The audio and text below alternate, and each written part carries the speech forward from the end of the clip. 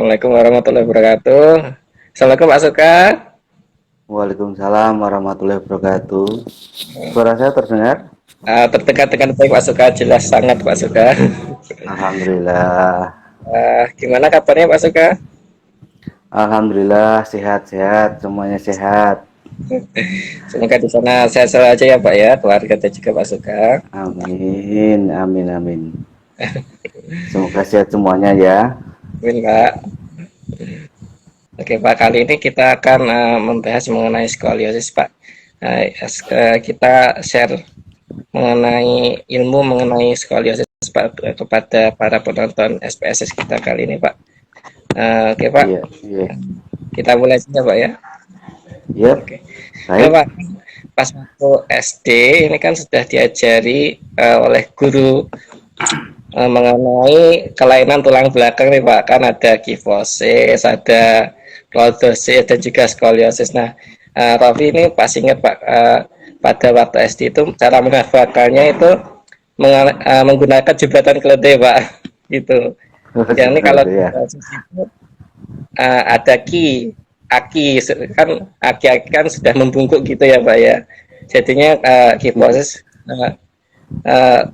fleksi ke depan gitu tulang belakangnya mengalami kelainan uh, menekuk ke depan. Terus yang lordosis itu kan ada kata depannya lord atau raja, jadinya seperti raja kan perwibawaannya membusukkan dada ya Pak ya, jadinya gitu ya. Jadinya tulang belakangnya fleksi ke belakang gitu, hiperekstensi kalau istilahnya. Sekarang ini hiperekstensi istilah pada kuliah ini fisioterapi. Kalau pas SD kan nggak tahu Pak hiperekstensi itu seperti apa, Iya, tahunya ya degek gitu. betul. Terus kalau skoliosis itu cara ngapalinnya pas SD itu S dari belakang, ada huruf S gitu Pak pada Oh, punggung, semisal ada huruf S di punggung jadinya tulang belakangnya meliuk-meliuk gitu Pak. oh, bagus, bagus, bagus, bagus. Jadinya sampai sekarang itu masih hafal Pak cara menghafalin skoliosis waktu SD. Oke Pak, kita lanjut ya Pak ya, mengenai Oke, skoliosis Pak. Nah tadi kan skoliosis merupakan salah satu kelainan pada tulang belakang alias vertebra. Nah ini skoliosis didefinisikan sebagai kelengkungan tulang belakang pada bidang frontal gitu Pak. Nah, seperti meliuk-meliuk tadi Pak. iya, Nah uh, secara umum ini masyarakat mengetahui skoliosis itu cuma tadi Pak sebagai kelainan tulang belakang yang mana itu ke samping gitu ya Pak, menekuk ke iya, samping. Apakah sekarang ini menurut keilmuan fisioterapi atau keilmuan mengenai ortopedi itu apakah ada definisi lebih lanjut Pak mengenai skoliosis tadi? Nggak cuma kelainan tulang belakang yakni melengkung ke samping gitu Pak. iya. Terima kasih Mas. Jadi memang ini sangat menarik sekali yang namanya skoliosis itu. Karena skoliosis ini semakin hari nampaknya semakin banyak. Apalagi di era pandemi ini, di mana aktivitas fisik itu sangat berkurang, sehingga memang skoliosis itu kalau definisi buat orang awam ya cukup melengkung. Cuman melengkungnya tadi ada kan, ada S, ada C, ya. Ya, Ada lagi satu lagi, ya kan kan SC kan, S1. S-nya butuh S atau C, berarti S atau C atau dan saat ini memang ada lagi unsur rotasi. Wah, rotasi juga Pak ya. Iya, jadi selain S atau C juga ada unsur rotasi.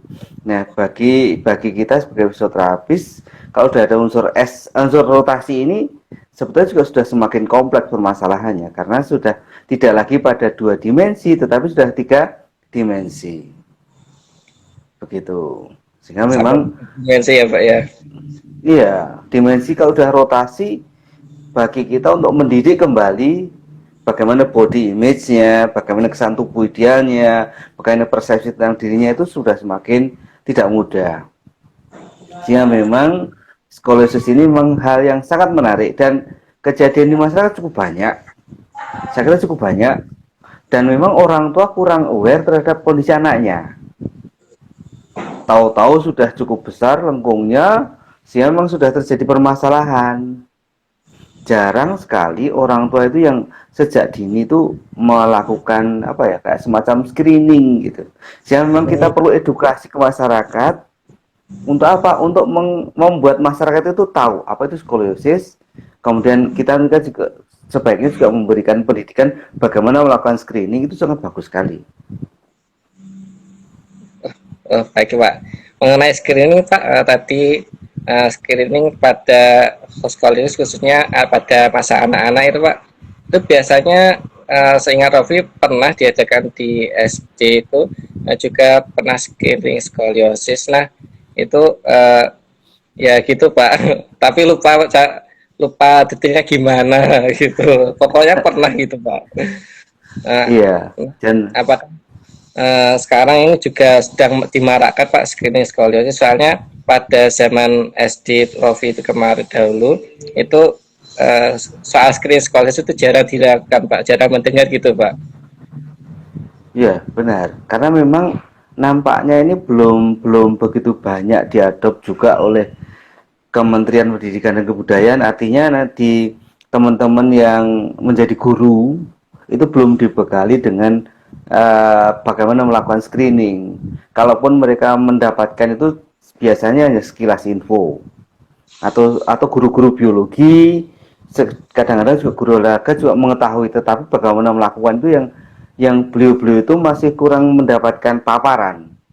Nah, ini kesempatan buat kita untuk mengedukasi masyarakat, baik itu pada orang tua, baik itu kepada guru, ataupun juga pada pemerhati anak. Itu juga sangat penting, sehingga diharapkan skoliosis ini tidak akan menjadi masalah. Karena kalau sudah ada unsur skoliosis yang rotasi tadi, pasti sudahnya sudah besar. Kalau sudah besar berarti resikonya juga semakin besar. Nah, mumpung belum sampai ke tahap itu, perlu adanya namanya deteksi dini atau screening. Jadi deteksi dini itu tidak bagi fisioterapi, tidak hanya deteksi dini berbagai hal yang kemudian membuat anak itu tumbuh kembangnya bermasalah, tetapi juga yang tidak kalah penting juga deteksi dini untuk skoliosis ini juga sangat penting. Saya kira saya kemarin sudah cukup berdiskusi dengan teman-teman fisiopedi untuk kemudian kita akan lakukan beberapa apa program untuk itu. Tetapi memang karena pandemi seperti ini ya jadinya ya Saya terhambat telah sekali, terhambat karena memang ya kalau mungkin secara teori tidak sulit ya, karena kita bisa menggunakan media daring. Tetapi kalau bagaimana melakukan tindakan praktisnya, ya itu nanti juga akan bermasalah. Karena gini, kita harapkan sebenarnya kalau dengan reskulisis yang terscreening sejak awal, kemudian guru ataupun juga pemerhati anak itu segera melakukan upaya untuk mendapatkan penanganan yang tepat. Nah kan intervensi itu kan lebih cepat, lebih baik, lebih dini, hasilnya kan bisa lebih bagus. Sudah ya, terlambat, maka kalau sudah terlambat, maka ya lama, juga perlu usaha yang luar biasa baik kita maupun nanti kepada pasien dan keluarganya, karena juga tidak bisa dipisahkan antara keluarga, pasien dan kita sebagai fisioterapis yang membuat program, pasien kemudian melakukan, harus juga dipantau oleh orang tuanya. Karena kalau tidak begitu, tidak cukup berhasil. Karena dunia anak itu adalah dunia bermain. Mereka senang bermain. Nah, bermainnya seperti apa yang boleh dilakukan? Kan harus begitu kan? Kemudian ke sekolah, ada beberapa mitos yang menyatakan kalau mama menggunakan tas flash dan sebagainya. Itu kan juga harus ditelaah lebih lanjut. Artinya kita harus melihat referensi.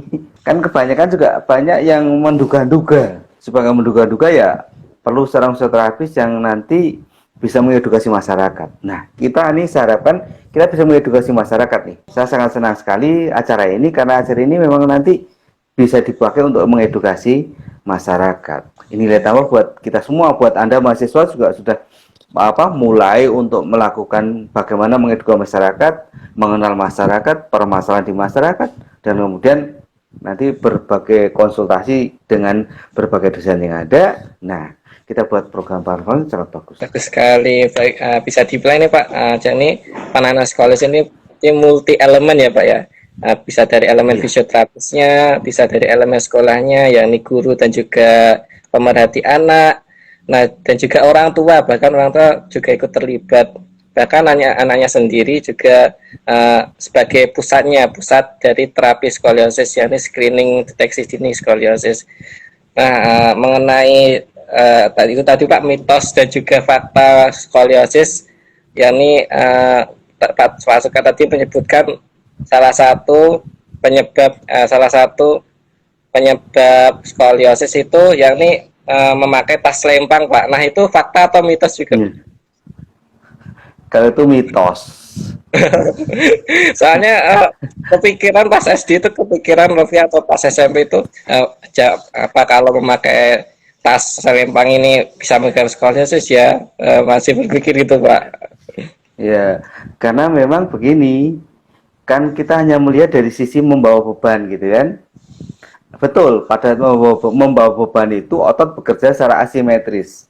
Iya, benar. Bekerjanya tidak dua-duanya bekerja secara bersama-sama kiri kanan. Tetapi sebetulnya yang lebih penting adalah bagaimana kematangan sistem muskuloskeletal ini dimulai sejak dia dalam pasca kelahiran. Karena begini, banyak tren yang saat ini terjadi, orang tua itu akan sangat bangga dan senang sekali tatkala anaknya tidak melewati fase merangkak. Ataupun pengen instan. Instan maksudnya apa? Pengen anaknya itu tidak rewel, bisa kemana-mana, maka diberikan baby walker. Nah, ini akan berdampak besar terhadap kematangan sistem muskuloskeletalnya, di mana tidak merangkak nanti berbagai, salah satunya adalah kematangan muskuloskeletal otot-otot postural, di mana tidak melewati fase merangkak atau fase quadripedal, kita sebut sebagai fase quadripedal gitu ya, maka kematangan itu tidak akan terjadi. Saatnya kita beranjak untuk berdiri, pasti akan terjadi kompensasi. Dan itu telah dibuktikan di penelitian yang dilakukan di Praha sana, bahwasanya tidak melewati fase merangkak dari aspek muskuloskeletal, itu akan berdampak terhadap skoliosis kedepannya.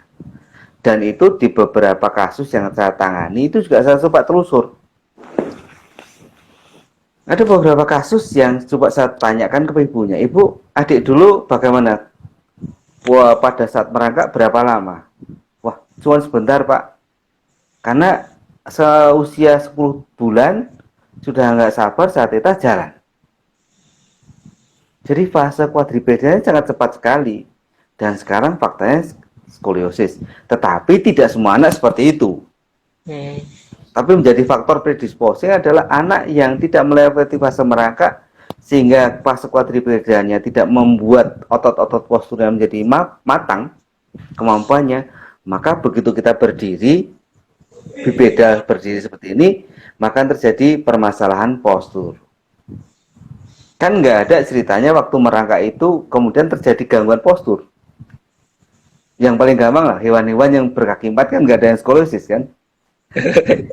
Ya, ada sama karena disangga secara merata keempat anggota kerangka. Nah, kita manusia yang berjalan dengan dua kaki, berarti kan berpotensi terjadi masalah ketidakseimbangan otot.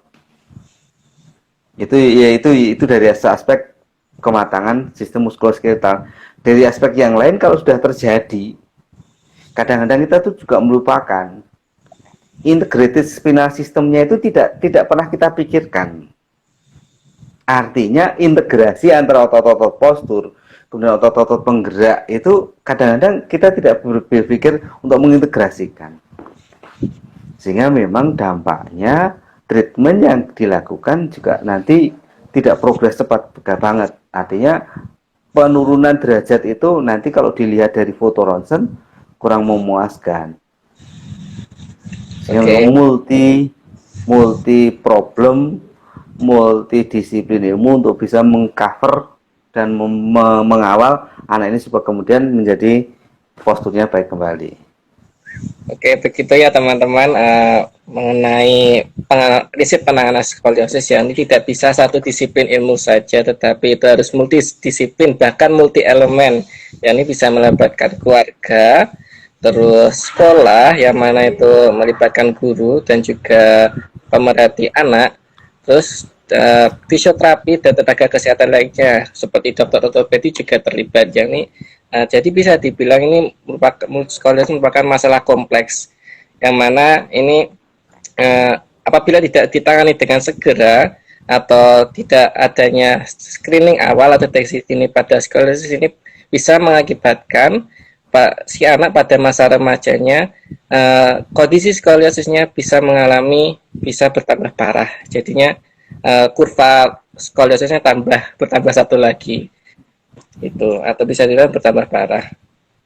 Mengenai ini Pak, tadi disinggung bahwasanya ada vertebra ya Pak ya, kurva vertebra. Nah ini kita mengulas kembali alias mereview ulang Pak mengenai anatomi dari tulang vertebra ini Pak. Nah itu secara fisiologis itu dari cervical sampai sakral itu secara fisiologis itu kurvanya gimana Pak? Oke, jadi kalau di area dimulai dari bawah dulu ya, di sakrum gitu ya. Sakrum bentuknya kan lengkung seperti ini, kemudian di area pinggang atau lumbal itu bentuknya adalah lordosis. Kemudian di area torakal atau area togok atau badan ini bentuknya adalah kyphosis. Meskipun tidak sepenuhnya harus kyphosis yang bungkuk banget, artinya bungkuk tetap bungkuk, tetapi kan secara fisiologis bungkuknya pun pada derajat tertentu. Sedangkan pada area cervical atau area leher kemudian lordosis kembali. Jadi memang tubuh kita itu, tulang belakang kita itu kalau dilihat dari samping tidak lurus. Kalau dilihat dari belakang harusnya lurus. Tapi kalau dilihat dari samping kan berarti kan enggak. Jadi apa ada lordosis, kyphosis, lordosis lagi. Jadi memang melihatnya harus dari dua aspek itu, dari dua sisi itu, tidak hanya dari sisi depan atau belakang, tetapi juga harus dari sisi samping. Kalau kok tidak dari sisi samping nanti juga nggak ketahuan seperti apa. Jadi observasi dari sisi lateral juga penting ya Pak ya. Semua sisi harus dilakukan. Dua-duanya dari pandangan posterior, dari belakang dan juga dari lateral itu keduanya harus observasi. Depan dan belakang, tidak hanya dari belakang, hanya tidak hanya dari posterior. Juga depan dan belakang, anterior posterior, lateral kiri, lateral kanan.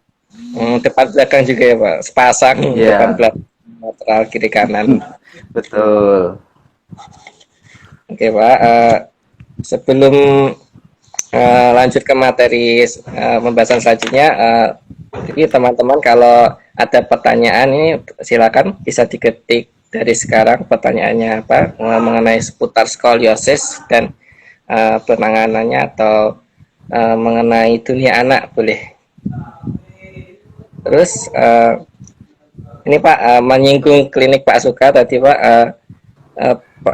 tadi Filia di IG fisioterapi Solo yang ini klinik Pak Suka alias MJ9 itu beralamatkan di Apotek Taruna Sehat ya Pak ya, lantai 2. Iya betul. Nah, Apotek Taruna Sehat lantai 2 Jalan Jaya Wijaya Mojosongo.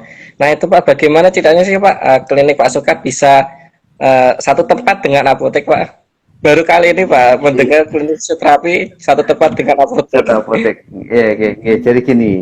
Jadi dulu itu ada pemilik apotek yang kemudian pengen berpartner dengan nakes, awalnya dengan dokter, tapi nampaknya tidak ada dokter yang merespon, kemudian ketemulah dengan fisioterapis, tim kami itu, kemudian ngomong-ngomong akhirnya berpartner untuk mengadakan pelayanan fisioterapi di lantai 2. Karena kalau tidak dipakai nggak dipakai juga, daripada nganggur maka dipakai. Cuman karena di lantai 2 ya agak-agak ada sedikit kelemahan. Kelemahannya apa? Kelemahannya kalau pada pasien-pasien yang sudah sepuh ataupun pasien stroke ya agak kesulitan, itu saja. Kalau pasien yang lain nggak ada masalah. Dan itu juga menurut saya juga menjadi peluang juga buat fisioterapi, karena banyak orang yang datang ke apotek itu kan punya problem kesehatan. Nah, dengan melihat ada fisioterapi di situ, biasanya juga mereka sangat-sangat antusias untuk menanyakan apa saja yang bisa dilakukan fisioterapi. Sehingga kita juga ada beberapa kayak semacam poster yang kita pasang di situ. Nah, meskipun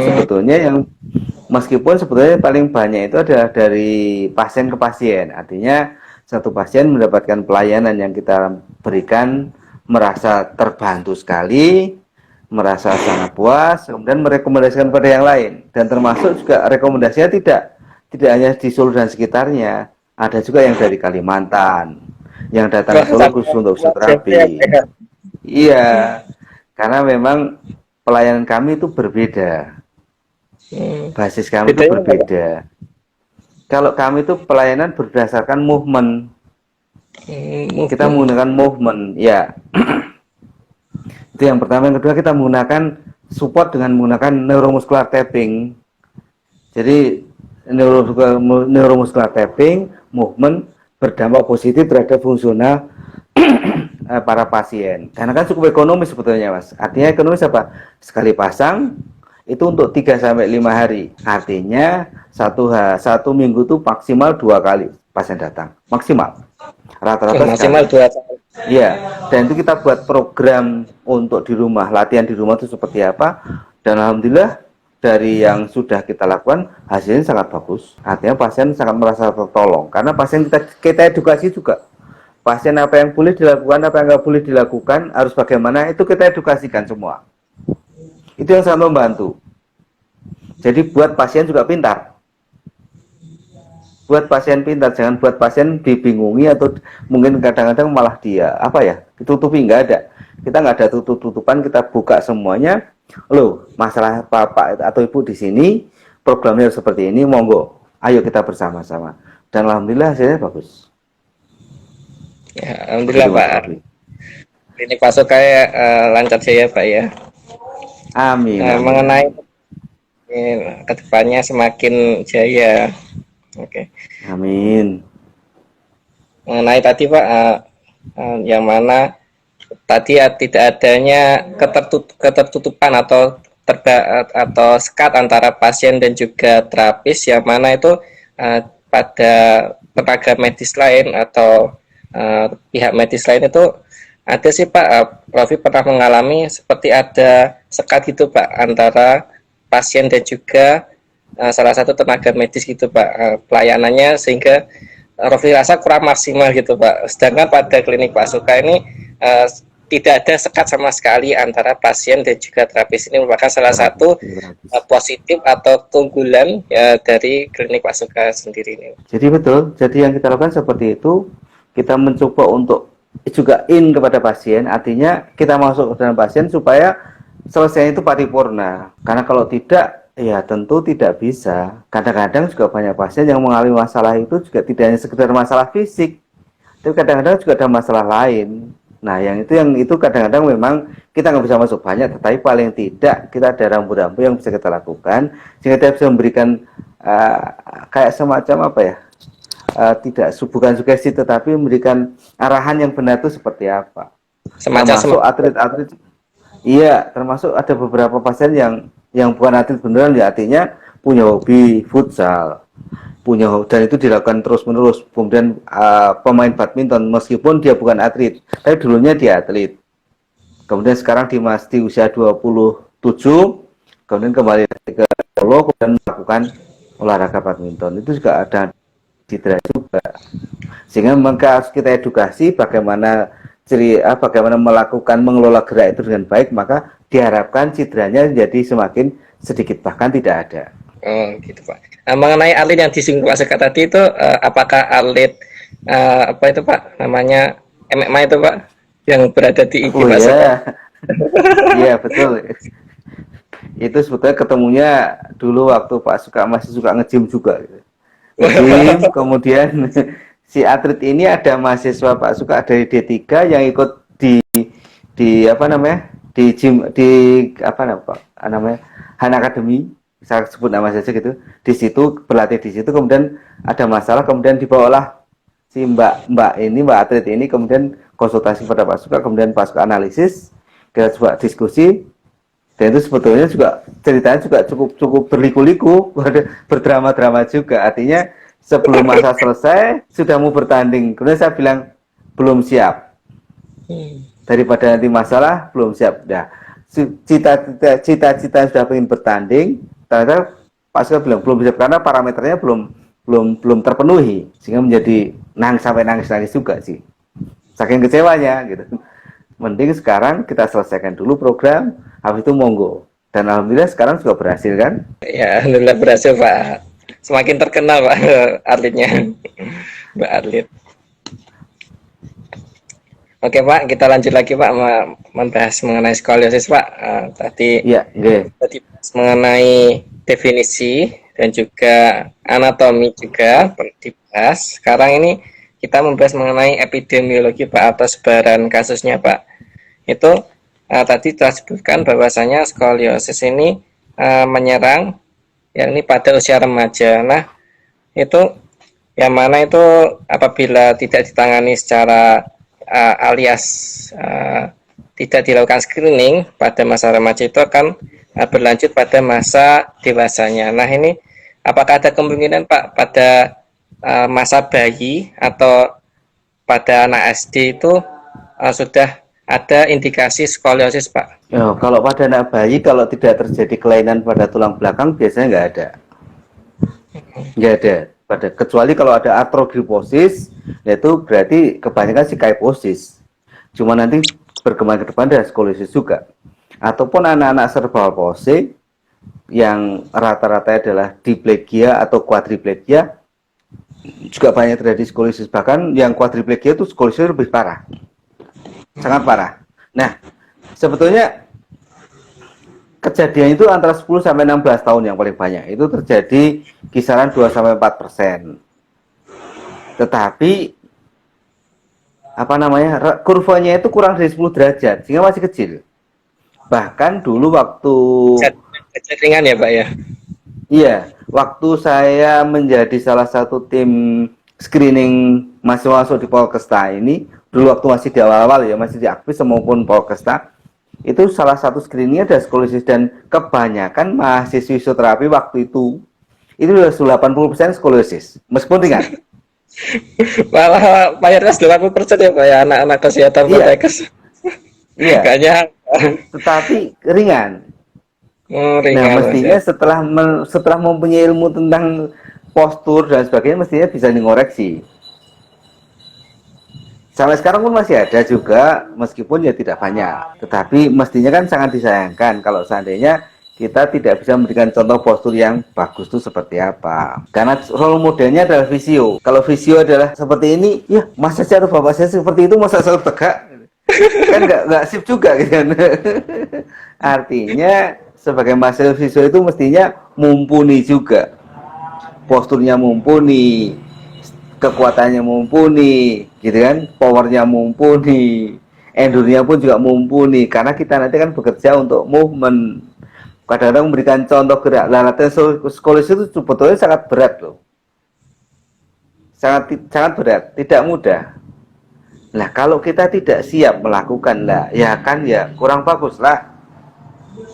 Maka di beberapa kali Pak Suka selalu menginfos pada teman adik-adik mahasiswa, ayo latihan. Artinya apa? Supaya siap. Kalau mau memberikan contoh gerak, itu gerak yang benar. Kan begitu kan? Iya betul. Kalau geraknya sudah tidak benar, lah yang dicontoh itu seperti apa? Sehingga memang harus jadi pemicu nih buat adik-adik untuk bisa melakukan gerakan dengan benar, dengan postur yang benar, kekuatan yang bisa terjaga dengan stabil, kemudian daya tahan pun juga harus bagus. Itu poin penting harus kita lakukan bersama-sama. Istilah Jawanya sing dadi panutan malah nglokro ya Pak. Iya betul.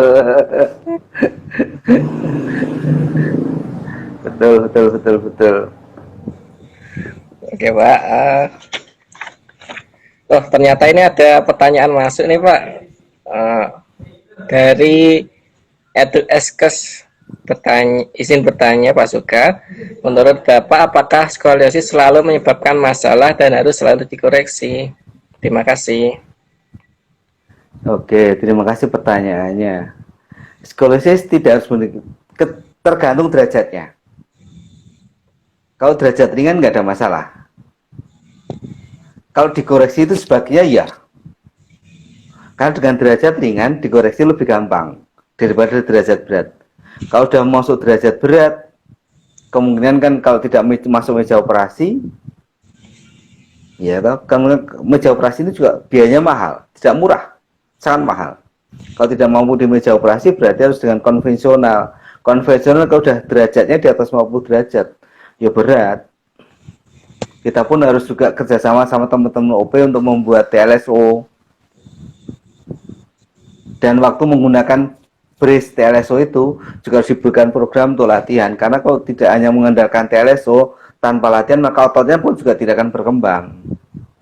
Yang paling harus kita lakukan adalah bagaimana mengedukasi kepada si anak ini supaya tetap bergerak. Tapi bergerak yang kemudian menjadi meningkatkan kemampuannya si anak ini.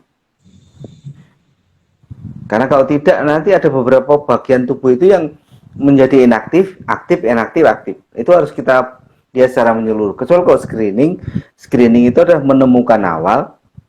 Ini adalah untuk masyarakat menemukan awal.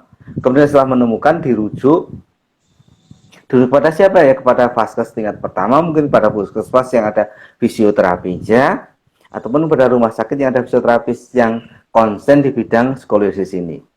Karena ingat, tidak semua fisioterapis konsen di bidang skoliosis. Sama halnya juga di bidang-bidang yang lain kan, karena mereka lebih biasanya ada di sport ya sport fisio, ada di kardio, neuro ya neuro. Sehingga memang ya meskipun fisioterapis anak belum tentu juga nanti konsen di bidang skoliosis, karena memang anak-anak pun juga cukup besar, banyak, ada neuropedi dan sebagainya. Sama seperti Yang masing-masingnya, iya, yang masing-masingnya problemnya tidak sama. Jadi kalau yang tadi pertanyaan tadi, ya kalau ringan nggak timbul masalah. Kalau dikoreksi sebaiknya ya. Sebaiknya ya. Karena kalau nanti itu tidak dikoreksi, segera dikoreksi, maka semakin lama semakin menyimpang. Katakanlah simpangannya saat ini baru 10 derajat. Nah, dengan bertambahnya usia, kemudian aktivitas yang kemudian menjadi dominan salah satu sisi, maka kemudian menyimpangnya itu semakin lama semakin besar. Kalau tidak diberikan edukasi, ya semakin lama semakin berat. Semakin cepat semakin baik ya Pak untuk penanganan skoliosis ini. Oke, begitu tadi Mas Elde atau jawaban dari Pak Suka. Maaf Pak, nggak bisa ditolak. Tadi mengenai penanganan secara umum pada derajat ringan skoliosis ini dilakukan koreksi, sedangkan pada derajat sedang ini dilakukan koreksi dan juga ada alat bantu postur yang ini dari teman kita UP. Oke, gitu Pak. Sebelum lanjut ke pertanyaan selanjutnya Pak, tadi Pak mengenai klinik Pak Suka. Apa aja sih Pak program layanan yang ada di klinik Pak Suka? Ya, kalau program layanan karena kita klinik umum ya, jadi ya semua kasus bisa masuk ke kita, artinya bisa kita tangani. Cuman kita kita juga tim, artinya tim di sana juga semua sudah punya sertifikat NMT. Yang kedua juga kita juga kemarin belajar bersama-sama dengan kebetulan juga kemarin tahun 2019 sebelum pandemi itu ada di sana ada konferensi tentang DNS dan Pak Suka pun juga ikut DNS-nya maupun konferensinya, sehingga memang kita berupaya untuk mengupgrade yang semua itu nanti untuk bekal movement itu untuk ke semua pasien. Jadi ya kita menerima semua kasus yang ada tanpa kecuali. Saat ini belum ada spesialisasi rasa menerima ini saja, enggak, masih semua kasus kita terima. Lengkap ya Pak. Iya. Mulai kasus muskulo, kasus neuro, kalau kasus jantung belum pernah kita dapatkan. Kasus cedera olahraga dan sebagainya. Oke, jadi gitu ya teman-teman. Bagi ada saudara atau kerabatnya atau teman-teman, bahkan orang tua atau warga dekat yang mana itu ada masalah gangguan muskuloskeletal, terus ada gangguan neuro, ada gangguan sport, itu bisa kalau ada di area Mojosongo dan sekitarnya bisa datang ke klinik Pak Suka, yang mana klinik Pak Suka juga beralamat pada Mojosongo. Oke. Terus Pak ini Pak, ada pertanyaan lagi Pak dari apa ini nggak kelihatan nih Pak. Dari username Latansa Faso Laya Pak, maaf ini saudara, username-nya sangatlah rumit Pak, rumit nih bacanya, maaf ya. Ini langsung ke pertanyaan saja ya.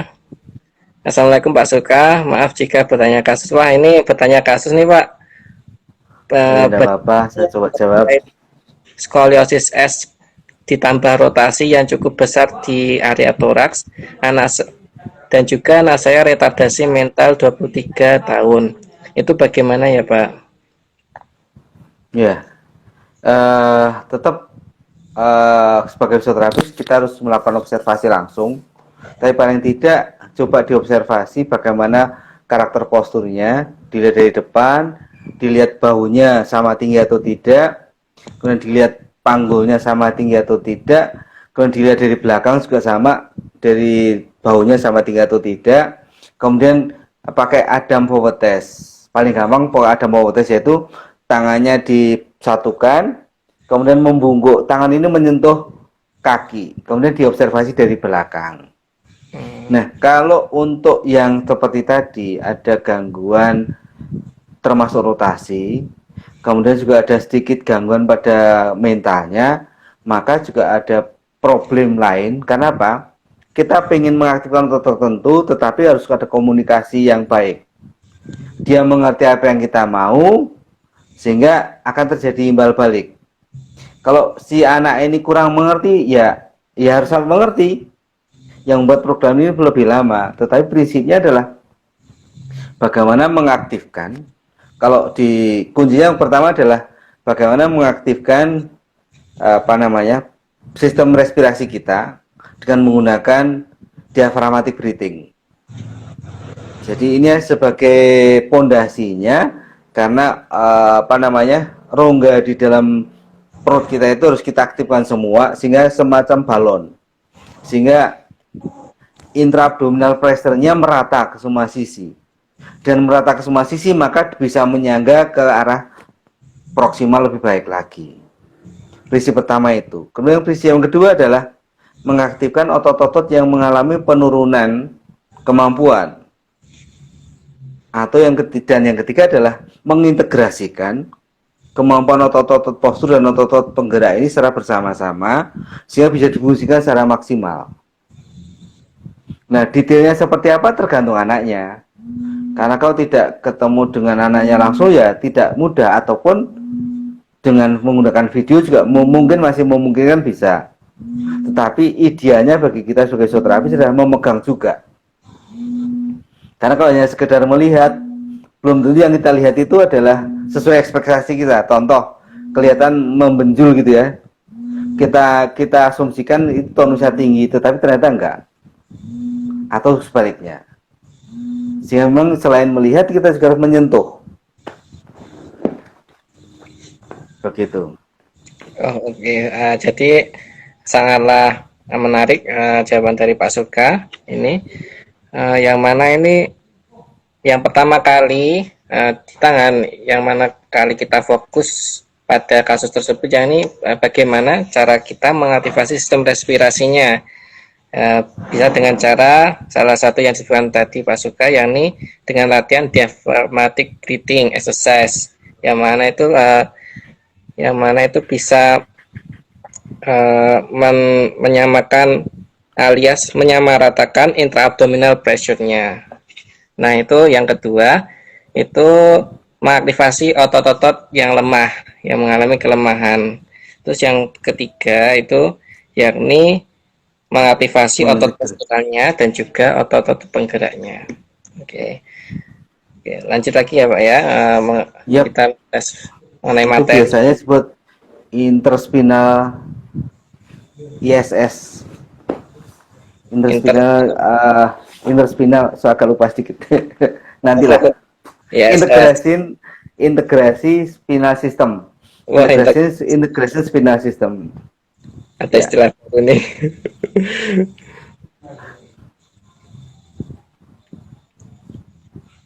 Oke, sebelum lanjut ke pertanyaan selanjutnya, kita bahas dulu materinya ya teman-teman. Ya ini mengenai etiologi nih Pak, skoliosis dibedakan berapa jenis sih ini Pak? Apakah ada pembagian atau klasifikasi tersendiri mengenai pada skoliosis? Iya, sebetulnya kalau dari skoliosis sebetulnya ada juga sih, ada beberapa tipe. Yang pertama tipe yang berasal dari kongenital yang didapatkan semenjak dia masih di dalam kandungan. Kemudian dari gangguan neuromuskuler. Contoh seperti tadi anak-anak cerebral palsy yang tipe quadri maupun yang diplegia pun juga ada akan mengalami skoliosis ke depannya. Atau idiopatik yang tidak diketahui sebetulnya penyebabnya itu apa. Atau juga masalah mekanis. Jadi kebiasaan memposisikan tubuhnya atau melakukan gerakan tertentu saja yang sifatnya adalah asimetris itu juga bisa menyebabkan gangguan pada tulang belakangnya. Banyak juga ya Jadi Pak. banyak faktor. Ya, banyak juga. Jenisnya tersebut tadi, yang mana sih Pak jenis yang paling ditemui atau yang paling banyak pada penderita skoliosis ini Pak? Ya, kalau di dalam teori yang paling banyak juga idiopatik. Infantile idiopathic scoliosis. Yang paling banyak. Idiopatik ya Pak ya. Malah yang idiopatik. Iya, idiopatik. Sekitar berapa persen Pak? Kalau presentasinya menempati yang tertinggi sih, cuman biasanya mulai muncul itu di usia masih di anak-anak. Kalau juvenil itu di atas 3 tahun, tapi kalau yang sudah adolesen berarti sudah lebih tinggi daripada itu. Pada setelah pubertas. Masa remaja ya Pak? Iya, masa remaja. Sehingga yang infantil ini biasanya juga kurang dari 3 tahun. Nah, makanya yang remaja ini paling banyak perempuan. Oh, malah perempuan ya? Kok bisa Pak? Ya, kalau dari teorinya sih karena berkaitan dengan bagaimana pertumbuhan fisiknya yang begitu luar biasa pada masa pubertas awal ini. Kan anak-anak sekarang di usia 10 tahun, mungkin 12 tahun sudah mulai masa pubertas perempuan. Nah, masa itu pertumbuhannya sangat cepat sekali.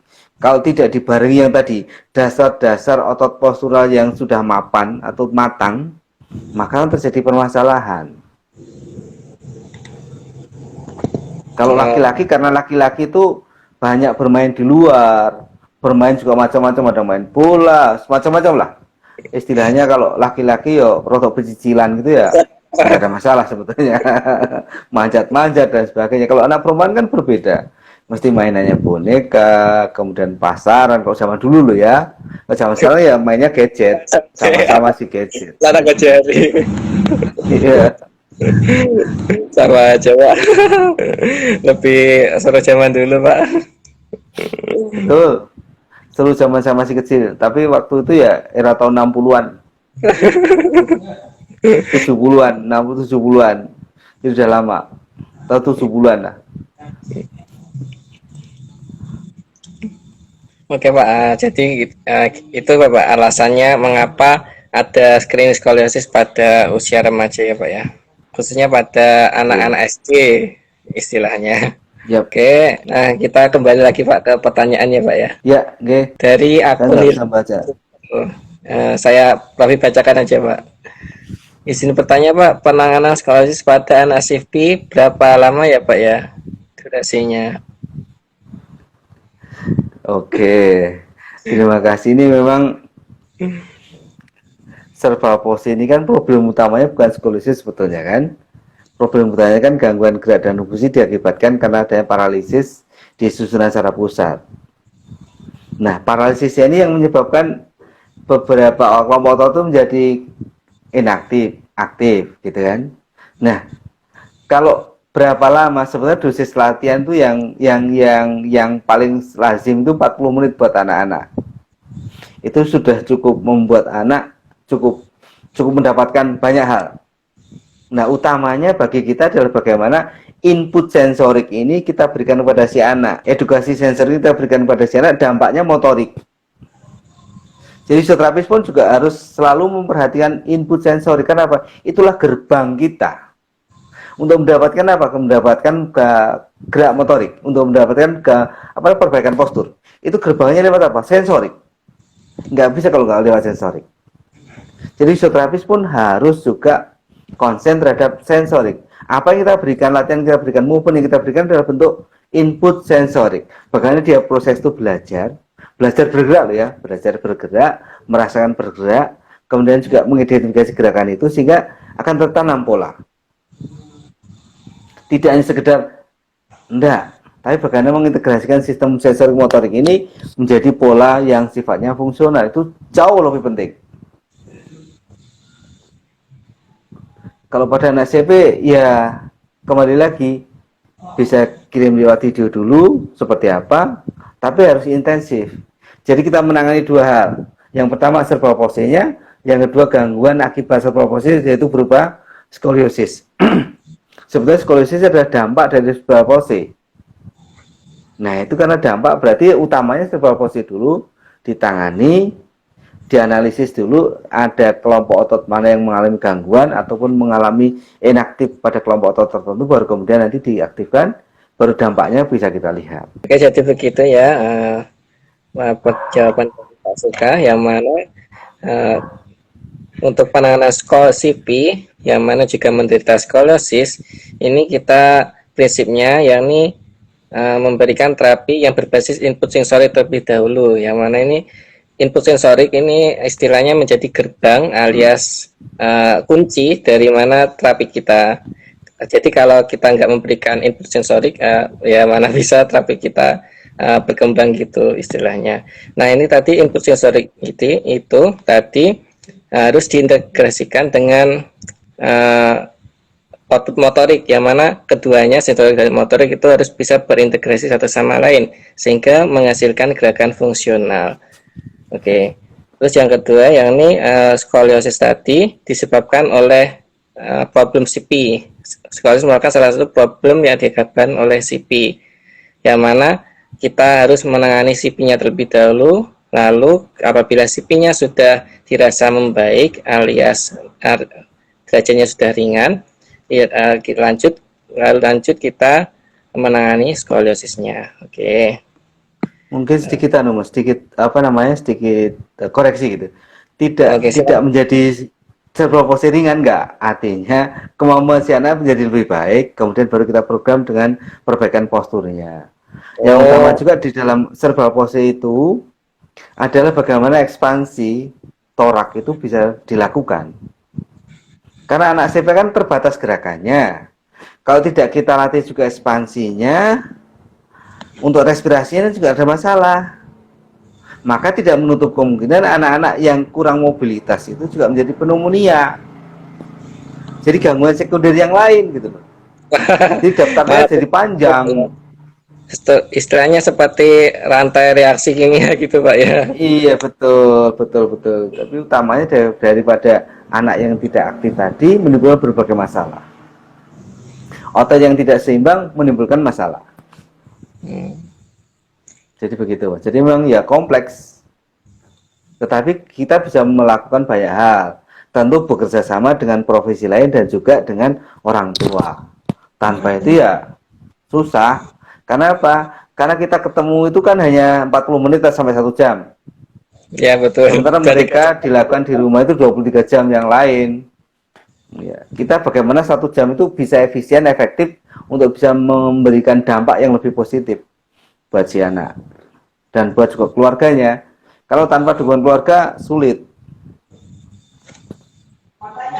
Oke, jadi sekali lagi skoliosis ini memiliki peranan penting pada terapi skoliosis dan juga cerebral palsy. Oke Pak, kita lanjut ya Pak ya, lanjut dari terlebih dahulu sebelum injak materi. Tadi kan dapat disinggung Pak mengenai program layanan klinik Pak Suka yang mana tadi menangani semua kasus dilahap istilahnya. Nah, mengenai program unggulannya Pak, apakah ada Pak? Kalau program unggulan ya itu tadi, kita unggulan kita ada di NMT dan movement. Semua kasus kita analisis biomekanisnya, kita analisis posturnya, baru kemudian kita tentukan masalahnya di mana, daya ungkit tertinggi di mana, kita selesaikan dengan cara tadi. Supportingnya pakai NMT, dan kemudian utamanya adalah menggunakan movement, atau orang bilang mengatakan exercise. Karena exercise itu agak sedikit berbeda sama movement. Karena exercise itu bisa bersifat massal, sementara movement itu individual. Maksudnya adalah setiap individu itu mempunyai karakteristik yang tidak sama.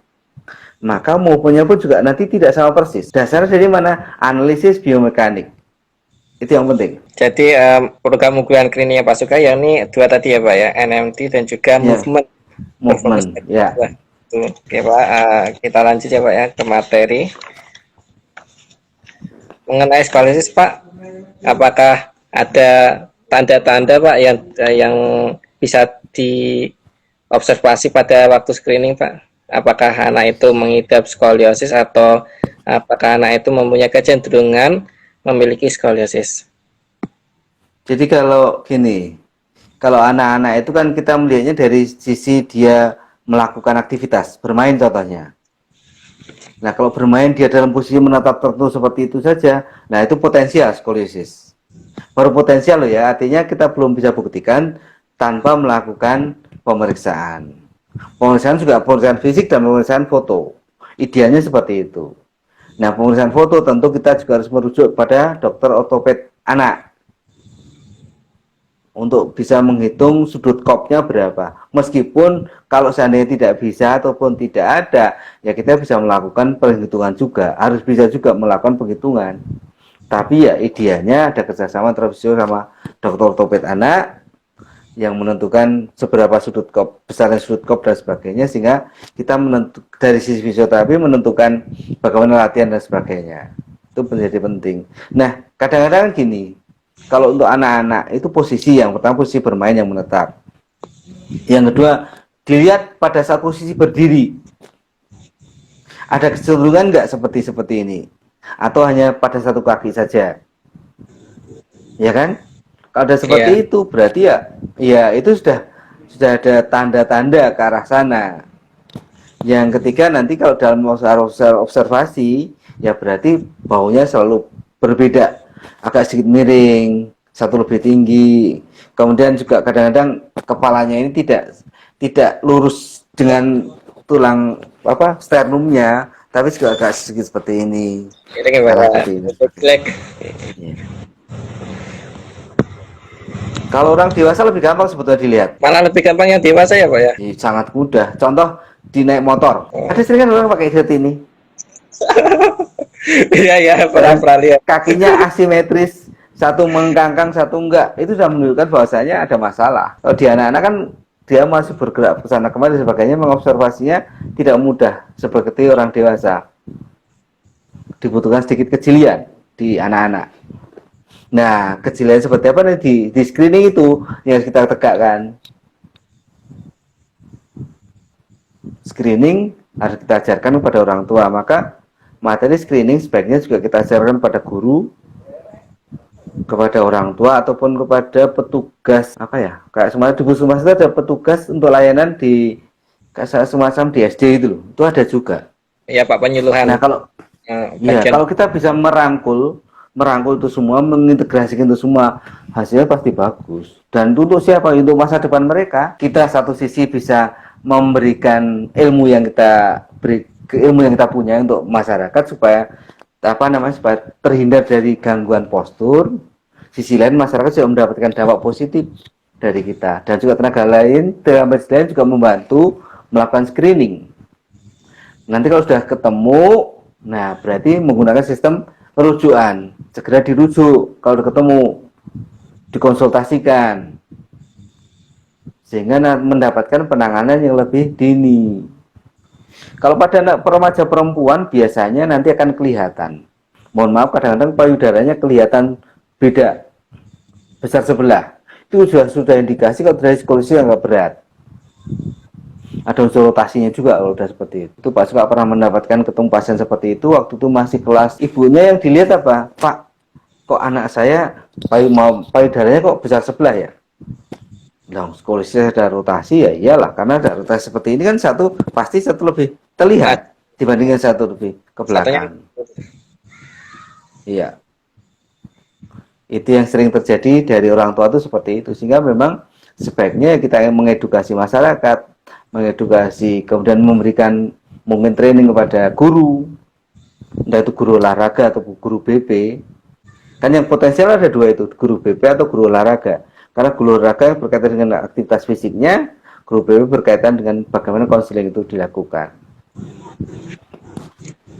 Oke, jadi sekali lagi Pak penonton, yang mana penata laksanaan alias terapi dari penanganan skoliosis ini tidak bisa hanya dilakukan oleh satu rumpun ilmu saja, tetapi melibatkan banyak elemen alias multi elemen, yang mana dari terapisnya juga berperan, fisioterapis, dokter, dan juga terus ada tenaga pendidikan, yakni guru, ahli, dan juga guru olahraga khususnya, dan juga guru BP.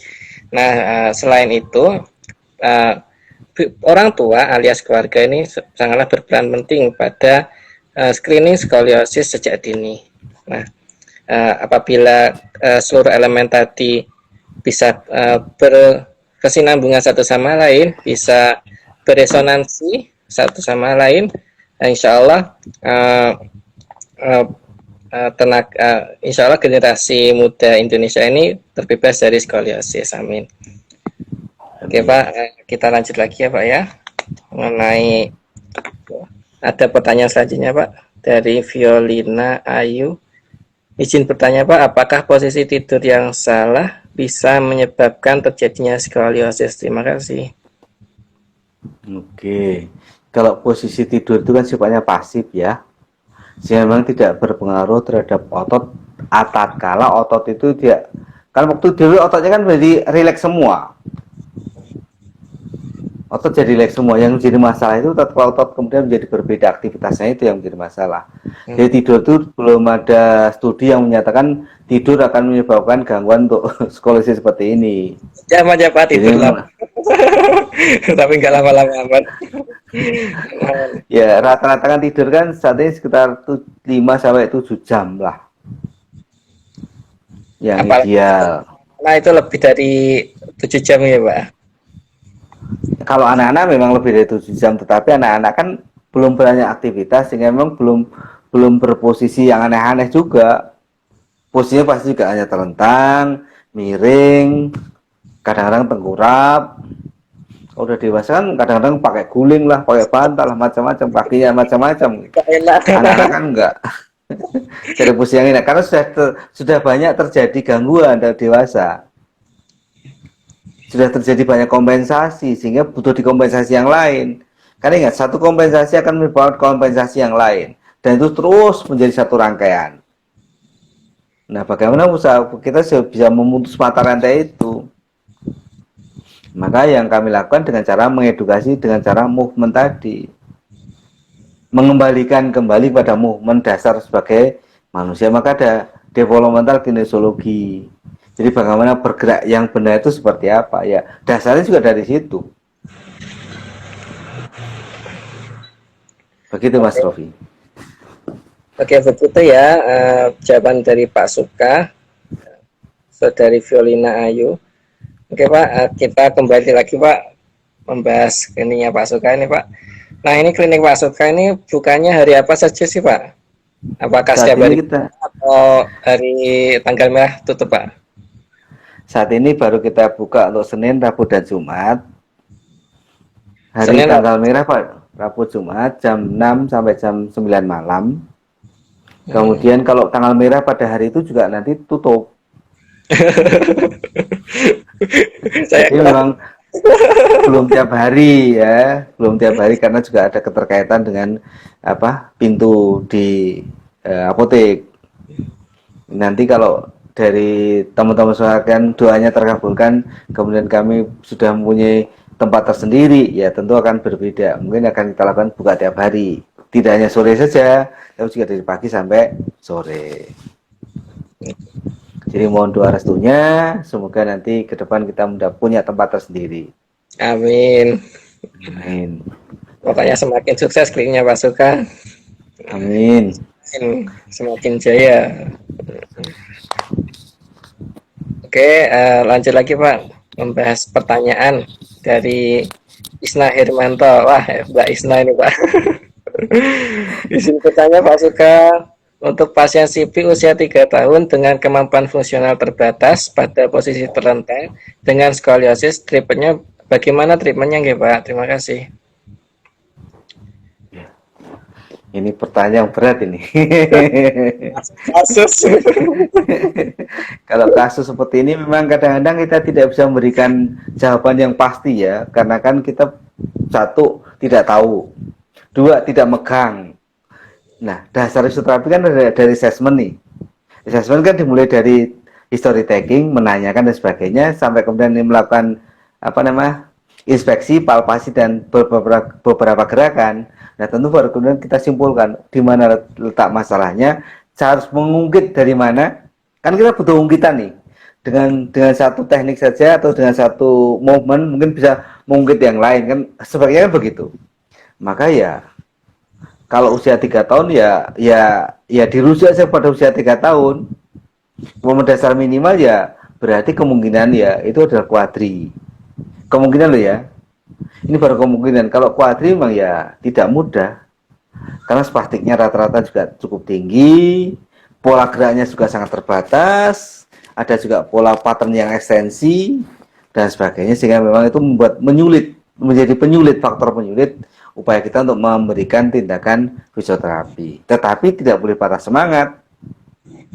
Sekali lagi tidak boleh patah semangat, karena kita berikan input sensorik sebanyak-banyaknya. Kita berikan input sensorik sevariasi-variasinya. Karena hidup ini gerak ini adalah variatif sekali. Maka berikan pengalaman sensorik yang sebanyak-banyaknya dan variasinya semakin banyak. Nah, pasti ada beberapa yang nanti di situ akan terekam dengan baik. Meskipun nanti kalau di outputnya juga tidak seperti yang kita harapkan. Kan berbeda nih, tatkala kita ngelatih anak yang normal untuk berlari atau untuk naik sepeda contohnya, naik sepeda. Kalau komponennya normal kan tidak usah terlalu lama. 1 hari 2 hari sudah bisa naik sepeda. Tapi bagi anak seperti ini, untuk duduk saja butuh waktu mungkin berhari-hari, bahkan berminggu-minggu.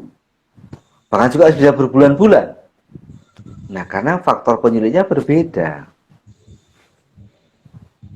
Oke, Pak Suka akan lebih senang kalau ada video seperti ini. Oh, bisa melakukan analisis kalau seperti itu. Tapi kalau seperti ini ya sama-sama seperti saya juga membayangkan pasien seperti apa.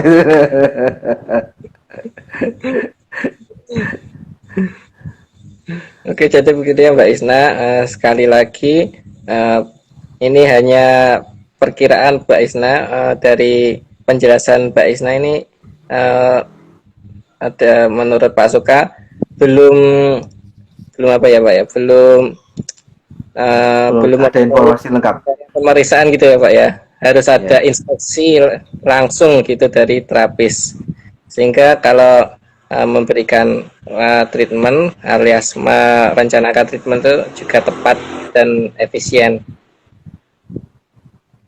Oke Pak. Terima kasih pertanyaannya semuanya. Ini banyak banget Pak. Kita berdiskusi sampai kayang gitu. BTW kita 8 menit lagi selesai ya Pak. Padahal ini banyak banget yang belum dijawab. Ya ini dianu aja. Selain waktu bisa didiskusikan lagi. Sangat antusias sekali penonton kita malam ini Pak. Oke Pak, terkait klinik Pak, pada klinik Pak Suka ini Pak, ada tenaga fisioterapis berapa sih Pak saat ini? Saat ini kita ada yang tetap 2, tapi di beberapa periode tertentu kita bisa 3 terapis. Dan juga saat ini tempat kami dipakai untuk pendidikan profesinya dari teman-teman WMS. Praktik klinik ya Pak ya? Iya. Sehingga ya ada unsur ngajarnya itu tetap ada gitu. Selain ngajar kepada pasien, juga ngajar kepada mahasiswa yang praktek di Nah, sana. Kalau pagi kan jelas harus di Polkesta gitu kan. Selalu sampainya ada di bidang itu. yes. Ya, ya sebagai bentuk tanggung jawab moral kita sebagai yang lebih senior gitu terhadap junior, bagaimana supaya yang semua junior itu semuanya berkompeten kan begitu. Kasih sayangnya adil. Ya harus begitu. Oke Pak, kita lanjut Pak ke pertanyaan. Oh, ini mana ya pertanyaannya? Oh ini dari Latan Safaso Layava. Oh tadi Pak, ini pertanyaan dua kali ini Pak. Izin bertanya terkait klinik Pasuka, seberapa sulitkah membangun awareness masyarakat awam terkait fisioterapis di wilayah Pasuka sendiri sehingga masyarakat datang ke klinik Pasuka. Oke, jadi memang sejauh mana ya, sejauh itu sulit ya sulit. Tetapi kita dulu melakukan ke berbagai kegiatan masyarakat. Kita mendatangi kegiatan yang ada di posyandu, baik itu lansia maupun anak-anak. Kemudian kita juga ada beberapa kunjungan ke beberapa dokter yang ada di sana untuk memperkenalkan ini lo ada pelayanan fisioterapi yang udah seperti ini. Kemudian juga ada beberapa kali kita melakukan semacam acara terbuka untuk masyarakat yang di situ kita membuka untuk layanan pemeriksaan dan treatment secara dasar yang sifatnya gratis pada masyarakat. Ini adalah upaya kita untuk membuat masyarakat itu ngerti kita ada di situ. Dan kita di sana konsep kita adalah bekerja dengan hati. Artinya apa? Kita bekerja tidak hanya sekedar bekerja, tetapi juga ada untuk menolong sesama. Karena juga untuk menolong sesama tentu berdampak positif banyak. Jadi artinya kita pun harus melihat dari sisi pasien itu seperti apa. Kalau perlu kita tolong, gitu. Sehingga memang ya akhirnya segmennya kemudian akan tersegmen tersendiri. Kan begitu kan? Jadi kalau ada di sana pun sudah ada fisioterapi sebetulnya, sudah ada klinik fisioterapi, tetapi nampaknya segmennya itu berbeda.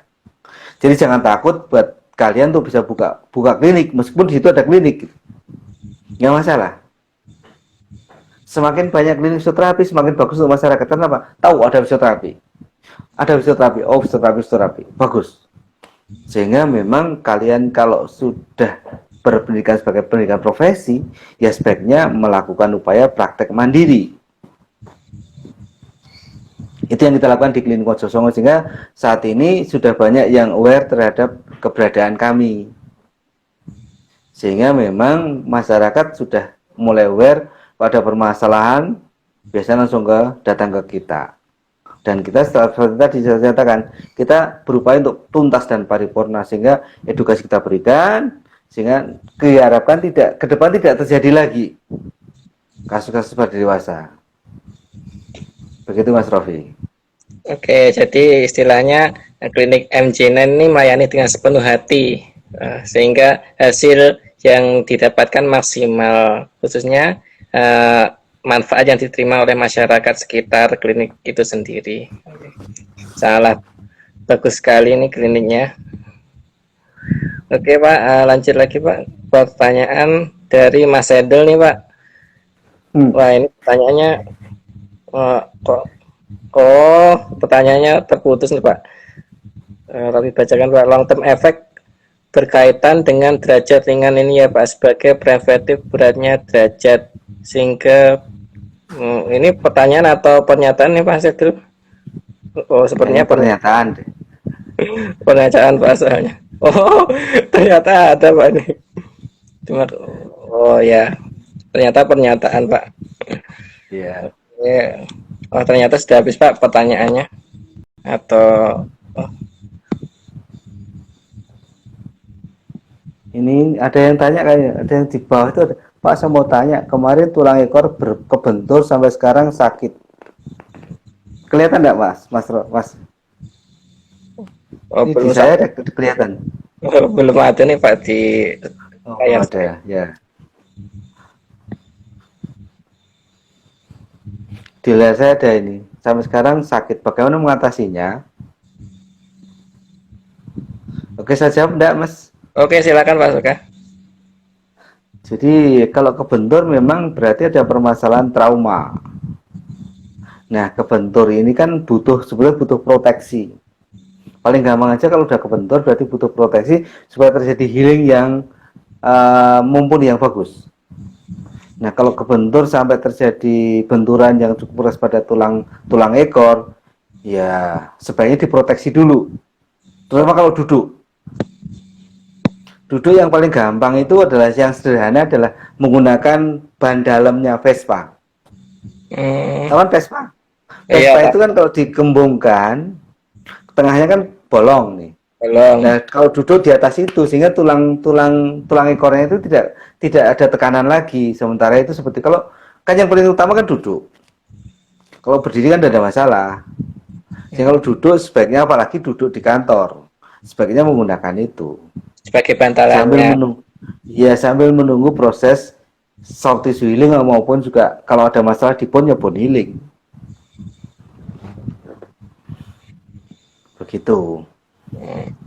Pakai ban Vespa ya. Ya, ban Vespa yang Pertanyaan. dipompa. Gimana Mas Rofi? Ada pertanyaan baru nih Pak. Robi bacakan aja ya Pak ya. Ya, Pak Suka, apakah ada solusi untuk kasus rotasi lumbal tipe skoliosis tipe C? Yang pertama dibenerin apanya nggih Pak? Yang pertama kali ya. dibenerin. Oke. Untuk yang udah rotasi pelvis, coba dilihat profil kakinya. Dilihat profil kakinya. Coba diobservasi kakinya itu posisi kaki kanan sama kaki kiri itu sama atau berbeda. Ataupun bentuk kakinya sama atau berbeda. Dari situ dulu. Karena yang nyangga utamanya adalah dari kaki. Rotasi pelvis bisa saja akibat kompensasi dari adanya gangguan pada kaki. Ya, kalau profil kaki sudah diidentifikasi dengan baik, maka selesaikan dulu dari di kaki dulu, baru nanti ke arah pelvisnya. Pelvis kita benerin, tapi kakinya nggak ada masalah, tapi tanpa kita benerin, ya sama saja nanti akan balik lagi.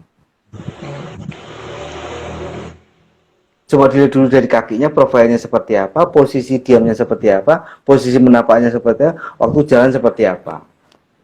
Adakah flat foot, atau kemudian agak pronasi sedikit, dan sebagainya. Dilihat dulu kakinya. Saudara Raden Mas Tiawan, jadi pertama kali dilihat kakinya dulu, alias footnya dulu, apakah sudah benar atau belum itu. Kalau sudah benar ya lanjut ke bagian yang lainnya gitu. Ini Pak, pertanyaan terakhir Pak, dari Eko PBS. Assalamualaikum Pak Mas Suka. Eko Kalimantan. Oh, dari Kalimantan ya Pak ya, kenalan Pak Suka ini. Iya. Dari Kalimantan Pak Eko. Ya. Apakah koreksi postur skoliosis pada ibu hamil bisa dilakukan, Pak? Terima kasih. Waduh, pertanyaan berat ini. Kalau ibu hamil itu kebanyakan kan lordrosis kan kebanyakan. Kebanyakan lordrosis. Kalau udah skoliosis berarti ada problem lagi kan. Lordrosis secara alamiah kan terjadi karena penambahan beban yang ada di perut sehingga COG-nya kan juga semakin ke anterior. Maka OMSS menjadi lordrosis. Nah, kalau skoliosis mestinya munculnya sebelum hamil. Nah, sebaiknya dikoreksinya sebelum hamil. Lebih baik mencegah. Begitu hamil, iya, begitu hamil sudah terkoreksi dengan baik sehingga nanti tinggal lordrosis. Kalau sudah selesai nanti kembali lagi sendiri. Oke, begitu ya, Saudara Eko, atas jawaban dari Pak Suka. Oke Pak, ini ada satu pertanyaan lagi, mau dijawab sekalian atau disudahi Pak? Nah, apa, tolong dibacakan saja Mas. Oke, dari Mas Dinanta. Mas Dinanta, izin bertanya Pak Suka, kasus skoliosis apakah berdampak pada aspek neuromuskular ataupun organ visceral? Gitu Pak. Eh, Oke, terima kasih. Jadi kalau hanya derajat ringan enggak, derajat ringan tuh enggak. Tapi kalau derajat yang berat, iya. Termasuk organ visceral pun juga akan berdampak, iya. Tapi kalau ringan enggak. Makanya tadi kan ada pertanyaan Mas Edril kan, kalau ringan bagaimana Pak? Ya dikoreksi supaya tidak menjadi berat. Kalau udah berat ya susah. Untuk mengembalikan itu juga butuh effort yang luar biasa. Kan mending waktu masih sedikit koreksi, kemudian terbentuklah body image yang bagus, postur yang bagus, nah baru kemudian dari situ sudah kedepannya sudah semakin baik. Jadi saran saya ya sebaiknya ada dampak. Nah itu dengan kalau dengan sistem neuro juga mungkin saja itu juga menjadi apa ya, semacam lingkaran yang harus diputus juga. Karena rotasi pasti juga berdampak pada nervis spinalisnya. Nervis spinalis juga berdampak nanti terhadap skolisisnya. Terus saja seperti itu. saling berkaitan. Istilahnya rantai Iya, sepak vicious cycle gitu. iya. Tuh, Mas Rofi. Oke, gitu Mas Dinanto, jawaban dari Pak Suka. Oke, ini sepertinya sudah habis nih Pak pertanyaannya, dan juga jam sudah menunjukkan pukul 9. Ya, waktunya sudah Siap, malam nih Pak. nggih. Walaupun ini malam minggu. Oke Pak, terakhir kali Pak ini Pak, apakah ada rencana ke depan buat klinik MG ini Pak? Atau harapan gitu Pak untuk via teman-teman fisioterapi Indonesia Pak? Oke, ke depan sebetulnya sebelum pandemi kita sudah mencoba untuk bergabung dengan teman-teman yang dari Blitar. Kita mau buka di daerah-daerah Kediri sana, tetapi karena pandemi akhirnya belum terkonek lagi gitu. Harapan saya sebagai fisioterapis ya untuk fisioterapis Indonesia berbagilah jadi fisioterapis yang berbasiskan dengan menggunakan penyelesaian masalah dengan menggunakan exercise. Teknologi harus kita lakukan, harus kita pelajari, iya. Tapi teknologi itu kadang-kadang tidak bisa menyelesaikan secara paripurna. Hanya ada beberapa kasus yang itu bisa selesai dengan baik. Tapi teknologi untuk mendapatkan data itu sangat penting. Contoh, ultrasound imaging untuk mencari status luka di tubuh kita seperti apa itu menjadi lebih penting. Kalau tahu status lukanya, maka kita bisa memberikan program yang lebih tepat. Jadi fisioterapis jangan pernah lelah untuk belajar, jangan pernah lelah untuk berlatih, jangan pernah lelah untuk mengikuti workshop atau pelatihan. Itu pesan saya. Dan fisioterapis sebetulnya sangat-sangat luas sekali. Jadi fisioterapis itu dengan handling kalian yang luar biasa, maka kesempatan kalian sangat luas sekali, sangat-sangat luas. Termasuk juga sebetulnya yang belum dilirik adalah untuk olahraga para disabilitas. Itu juga belum ada yang melirik. Karena belum ada yang melirik, maka Pak Suka sudah mulai ke arah sana. Nah, silakan teman-teman untuk melanjutkan. Kalian semua lah generasi selanjutnya yang meneruskan. Begitu Mas Rofi, harapan saya. Jadi harapan ke depan ya pelayanan fisioterapi semakin baik. Marilah kita memberikan pelayanan yang terbaik pada pasien-pasien kita, sehingga pasien-pasien kita tuh mendapatkan dampak yang positif dari pelayanan fisioterapi, sehingga dimanapun dia berada akan ketemu dengan fisioterapi yang kompeten dan profesional. Oke, gitu Mas Rofi. Oke, begitu ya teman-teman. Sungguh harapan yang luar biasa dari Pak Suka. Semoga harapan tadi diridhoi oleh Tuhan Yang Maha Esa dan insya Allah terwujud pada hari yang akan datang. Amin. Oke Pak Suka. Itu saja Pak Suka yang dapat kita bahas pada malam ini. Mengingat jamnya juga sudah malam nih Pak, jam 9 lebih. Jadinya lebih kita sudahi saja. Oke, sekali lagi terima kasih Pak Suka, matur suwun sangat Pak. Sama-sama, terima kasih. Kembali lagi, terima kasih. Selamat belajar. Iya Pak, selamat. Bisa seneng ulangan Pak Bos. Iya, makanya itu Mas. Oke. Assalamualaikum warahmatullahi wabarakatuh. Assalamualaikum warahmatullahi wabarakatuh. Raffi tutup yang Pak. Nggih, monggo Mas.